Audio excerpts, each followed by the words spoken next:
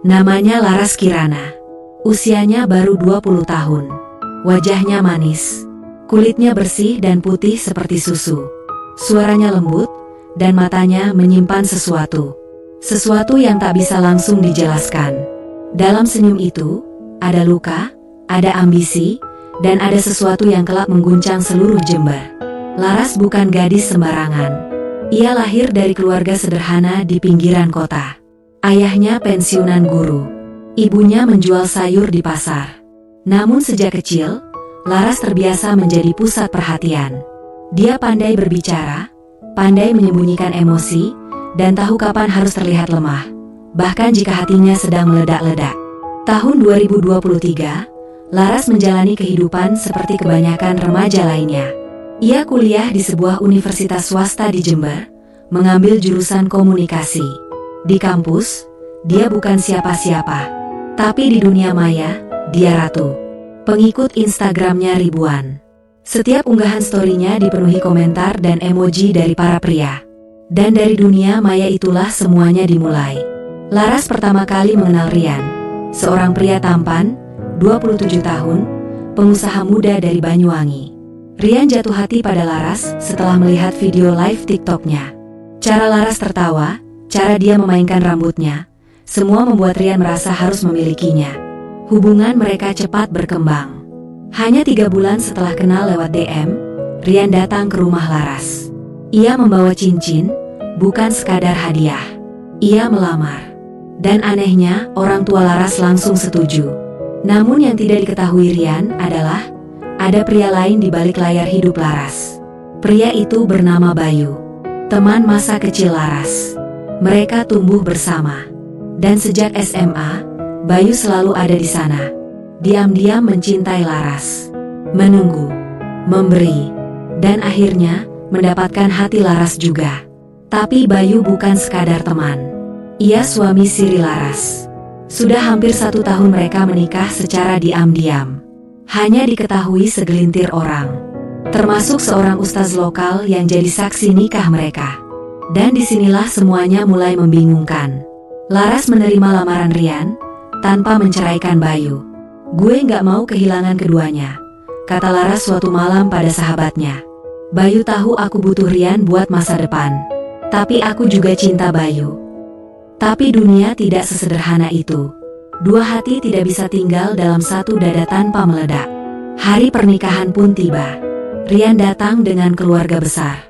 Pesta diadakan sederhana tapi meriah. Bayu menonton dari kejauhan dengan hati terbakar. Namun malam setelah akad, Laras menghilang. Dan besoknya, media lokal meledak. Wanita muda di Jember diduga menikah dengan 2 pria sekaligus. Kabar itu menyebar cepat. Bahkan sebelum matahari terbit di Jember, berita tentang Laras sudah jadi perbincangan di WhatsApp grup emak-emak hingga meja kantor pemerintahan. Berita lokal online memuatnya dengan tajuk mencolok. Pernikahan ganda? Mahasiswi cantik berusia 20 tahun diduga dinikahi 2 pria. Wajah Laras terpampang. Begitu juga foto pernikahan dengan Rian, lengkap dengan senyum dan mahkota kecil di kepalanya. Tapi publik belum tahu, foto lain tersembunyi. Foto dirinya dengan Bayu, mengenakan mukena putih, berjabat tangan dengan saksi, 1 tahun sebelum pesta dengan Rian digelar. Bayu membaca berita itu sambil menggenggam ponselnya erat-erat. Tangannya bergetar. Dada sesak. Namun matanya tak menangis. Tidak ada air mata. Hanya tatapan kosong dan rahang yang terkunci. Bayu bukan pria cengeng. Usianya 25 tahun. Seorang pekerja keras. Tukang las yang membuka bengkel kecil di belakang rumah ibunya. Ia pria sejati, sederhana tapi setia. Ia mencintai Laras sejak mereka masih SMP. Dan ia percaya, cinta bisa mengalahkan segalanya. Tapi pagi itu, keyakinannya runtuh. Sementara itu, Rian juga mulai mencium kejanggalan. Laras belum kembali sejak malam pertama. Nomor ponselnya aktif tapi tidak pernah diangkat. Pesan hanya dibaca, lalu menghilang. Rian mencoba menghubungi ayah Laras. Namun sang ayah hanya menjawab singkat, "Kami juga mencari dia." Kami sama kagetnya. Padahal itu dusta. Laras ada di rumah neneknya di daerah Puger. Ia sembunyi. Ia bingung. Ia menangis setiap malam. Tapi ia tidak merasa bersalah, hanya takut. Dalam pikirannya, ia tidak berkhianat. Ia mencintai dua pria dengan cara yang berbeda. Bayu adalah rumah. Rian adalah masa depan. Dan siapa bilang seorang perempuan hanya boleh memilih satu? Sore itu, Bayu memberanikan diri mendatangi rumah Laras. Ia tahu waktunya bicara. Tapi yang keluar dari mulut ayah Laras justru suara dingin dan tajam. Bayu, kamu harus sadar diri. Laras sudah sah jadi istri orang. Kamu bukan siapa-siapa lagi. Ucapan itu menusuk lebih tajam dari besi yang biasa ia potong di bengkel. Tapi Bayu tidak mundur. Ia menyerahkan satu bukti foto pernikahan, video ijab kabul, dan surat nikah siri yang ditandatangani ustaz setempat. Wajah ayah Laras pucat. Tak lama, berita kedua meledak. Pria bernama Bayu klaim telah menikahi Laras setahun sebelumnya. Wartawan mulai berdatangan. Kamera, mikrofon, pertanyaan demi pertanyaan. Dan pada malam yang sama, Rian akhirnya tahu segalanya. Ia memandang layar ponselnya, melihat foto Laras dan Bayu. Peluk mesra, senyum yang sama. Sorot mata Laras yang ternyata bukan hanya miliknya. Rian murka. Namun ia tidak berteriak. Ia diam dan menelpon pengacara. 2 hari kemudian, Laras dipanggil ke kantor KUA. Disaksikan aparat dan keluarga dua belah pihak. Kepalanya tertunduk, langkahnya pelan. Tapi saat ditanya, dia hanya berkata, "Aku tidak menyesal mencintai keduanya. Yang salah, mungkin cuma aku terlalu jujur." Dan kalimat itu membakar semuanya. Kantor KUA sore itu sepi, tapi udara terasa berat seperti menampung puluhan jeritan yang tak terdengar.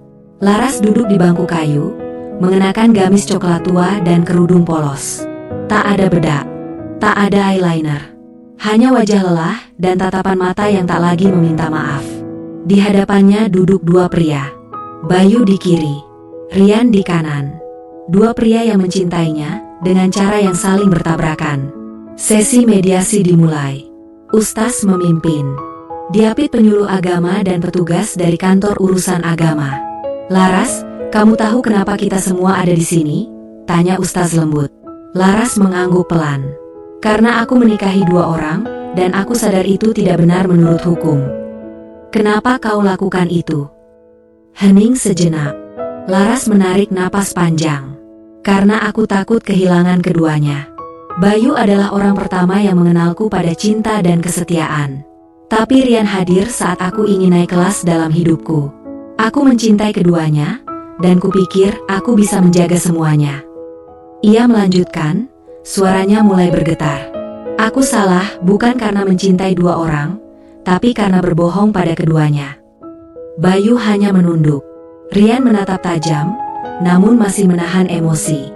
"Saya tanya sekali lagi, Laras," ujar petugas KUA, tegas. "Kamu masih mau melanjutkan pernikahan dengan siapa?" Kepala Laras gemetar. Mata berkaca. "Tidak dengan siapa-siapa. Saya akan mengakhiri semuanya." Semua terdiam. Laras mengembalikan surat nikah pada masing-masing pria. Dan dalam satu kalimat yang nyaris tak terdengar, ia berkata, "Biar aku saja yang jadi janda, tapi kalian jangan jadi musuh karena aku." Hari itu, Laras memilih pergi. Ia meninggalkan Jember, menutup semua media sosial. Tidak bisa dihubungi, seperti tenggelam dari permukaan bumi. Bayu kembali ke bengkel kecilnya. Tidak lagi memajang foto siapapun, tapi ia tetap hidup. Meski tak lagi percaya sepenuhnya pada cinta. Rian kembali ke Surabaya, memutuskan tidak melanjutkan tuntutan hukum. Ia berkata pada pengacaranya, "Tak perlu hukumkan orang yang hanya salah mencintai." 2 pria itu tidak pernah bertemu lagi. Tapi di hati mereka, ada nama yang sama yang tak pernah bisa dihapus. Kejadian ini terjadi di tahun 2023, di wilayah Jember, Jawa Timur. Sebuah kisah nyata yang menggemparkan banyak kalangan. Tapi di balik gempar itu, tersimpan luka-luka yang tidak bisa diceritakan semua orang.